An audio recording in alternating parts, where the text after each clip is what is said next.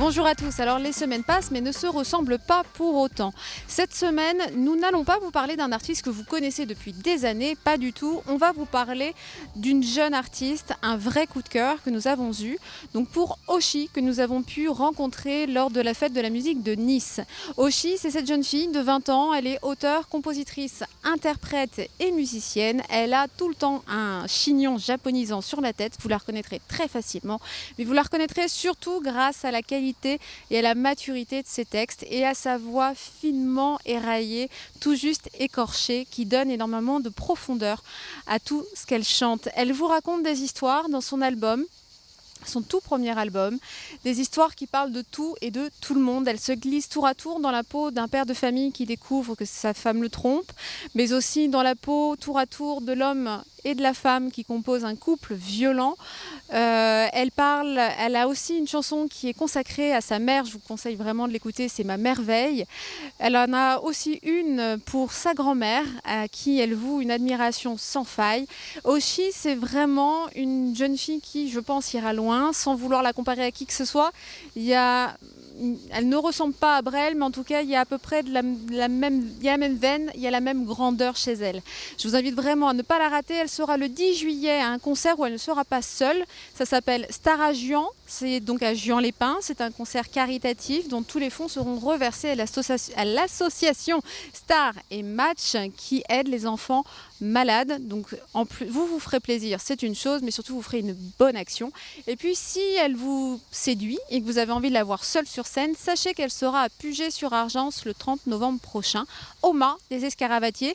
Je ne dis aucune bêtise, jamais, puisque le mât sera bien ouvert cet hiver. C'est un tout nouveau mât qui est en train de se construire. Le mât d'hiver, ça porte bien son nom.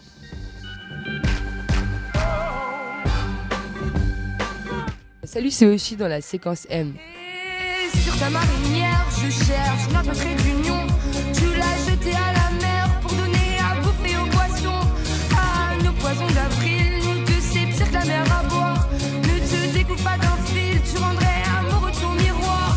Je voulais être journaliste avant ou vétérinaire, donc deux choses, voilà. Vétérinaire plus petite, journaliste un peu après. Puis j'ai fini dans la musique j'ai commencé à vouloir en faire mon métier en tout cas vers 14-15 ans. Mais c'est vrai que non, mais j'ai jamais voulu être chanteuse petite, j'ai jamais chanté en fait. Même dans ma douche, j'ai jamais chanté. J'ai commencé à chanter parce que j'écrivais en fait. J'ai envie de raconter des choses et vu que je faisais quand même du piano à la base, je me suis dit pourquoi pas les faire en musique. Et puis après, du coup, je me suis mis à la guitare et à chanter à 15 ans. C'est une période de bataille contre soi-même, je crois.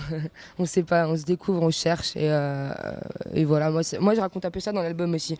Cette recherche que j'ai eue, j'ai tout vécu pleinement en fait, cette adolescence. Je sais pas comment je vais faire, non. J'assiste à mon propre enterrement. Je n'ai pas besoin de fleurs, je veux qu'on m'offre des jours meilleurs. Car rien ni devant ni derrière, non. C'est vrai que parfois après les concerts, faut aller vite pour faire les dédicaces et tout parce qu'on repart ailleurs.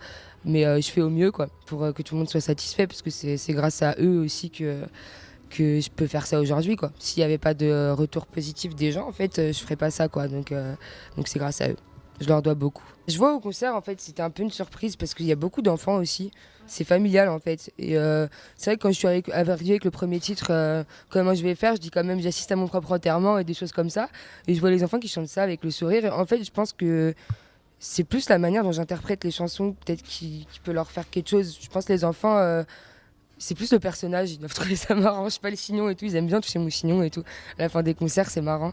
Et en fait, même les messages un peu tristes, je les chante toujours avec le sourire. Et du coup, je pense que c'est pour ça. Il y a un second degré, je pense, dans l'album un peu aussi. En ce moment, à chaque fin de festival ou de concert, j'ai les larmes aux yeux un peu parce que je suis en train de réaliser en ce moment, je pense, en fait.